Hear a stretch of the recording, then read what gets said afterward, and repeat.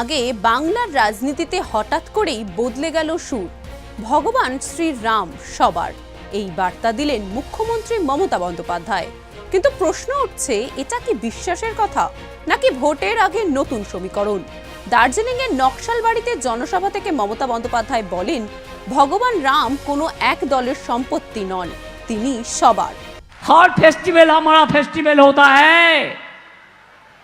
अभी भी देखिए, আপনারা দেখুন, আজকে মা দুর্গা বাসন্তী পুজো যেটা হয়, কালকে অন্নপূর্ণা পুজো হবে, পরশুদিন রামনবমী হবে, সব বেরিয়ে পড়বে। আমরাও করি রামনবমীর মিছিল। রাম তোমাদের কেনা নয়, রাম রাজ্য মানে ভালো রাজ্য। তোমরা তো এক একটা যা আছো, তোমরা মানুষকে মেরে ফেলো, গুন্ডা গদ্দারি করো। এই বক্তব্য সামনে আসতেই রাজনৈতিক মহলে শুরু হয়েছে তীব্র বিতর্ক। তবে বিরোধীদের বক্তব্য, গত কয়েক বছরে রামনবমীর মিছিল, হিন্দুদের ধর্মীয় অনুষ্ঠান এবং প্রশাসনিক অনুমতি নিয়ে একাধিকবার বিতর্ক তৈরি হয়েছে। কোথাও প্রশাসনিক কড়াকড়ি, কোথাও নিষেধাজ্ঞা, এই অভিযোগ বারবার উঠেছে।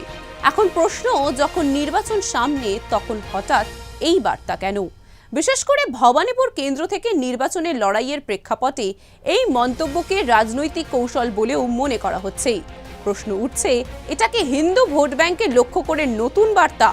অন্যদিকে বিজেপি নেতারা সরাসরি আক্রমণ শানিয়েছেন। তাদের দাবি, এই পরিবর্তন হঠাৎ নয়, এটা ভোটের আগে ইমেজ ম্যানেজমেন্ট। এই ইস্যুতে আমাদের West Bengal bureau chief Sangeeta Jha কথা বলেন বিজেপি নেতা অর্জুন সিং এর সঙ্গে। শুনুন কি বললেন তিনি। भगवान राम सबके हैं, तो क्या लग रहा है आपको कि ये कोई चुनावी रणनीति है उनकी, या फिर ये उनका विचार है? कब उनको पता लगा कि भगवान राम सबके हैं?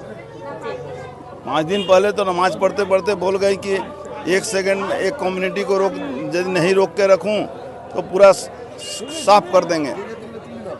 आज उनको पता चला क्या कि भगवान सबके हैं। भगवान राम असुर शक्ति का नाश करने के लिए जन्म हुआ था, उनको आज पता लगा है। चलिए, पता तो चला कम से कम कि भगवान राम में शक्ति है। जैसे कि बीजेपी लगातार कहती आई है कि रामनवमी के दौरान सख्ती की जाती है, प्रशासन के द्वारा हो या फिर अन्य तरीके से सख्ती होती है, लेकिन इस तरह के जो अब ममता बनर्जी का बयान आ रहा है, तो क्या लग रहा है आपको कि ये एक तरह से डैमेज कंट्रोल को वो मैनेज करना चाह रही है? क्या है? देखिए, ममता बनर्जी के हाथ से खेल निकल चुका है। अब वो डैमेज कंट्रोल करें चाहे फायर करें, सारा डैमेज कंट्रोल और फायर बैकफायर हो चुका है। हावड़ा में आज भी कोर्ट से माध्यम से पूजा करना पड़ रहा है, तो ममता बनर्जी के शासन में यही संभव है। সব মিলিয়ে রামনবমীর আগে প্রভু শ্রী রামকে নিয়ে বাংলার রাজনীতি নতুন মোড় নিয়েছে। একদিকে মুখ্যমন্ত্রীর রাম বার্তা যেমন নতুন রাজনৈতিক আলোচনার জন্ম দিয়েছে, তেমনি বিরোধীরা এটিকে দেখছে সময় সাপেক্ষ কৌশল হিসাবে। বিরোধীদের সরাসরি প্রশ্ন, এটা কি আদর্শ নাকি শুধুই ভোটের আগে নতুন রাজনৈতিক কৌশল? এই বিতর্কের মধ্যেই স্পষ্ট, ধর্ম ও রাজনীতির সমীকরণ আবারও কেন্দ্রবিন্দুতে। এখন দেখার এই ইস্যু ভোটের ময়দানে কতটা প্রভাব ফেলে। দেখতে থাকুন সুদর্শন বাংলা। জয় হিন্দ।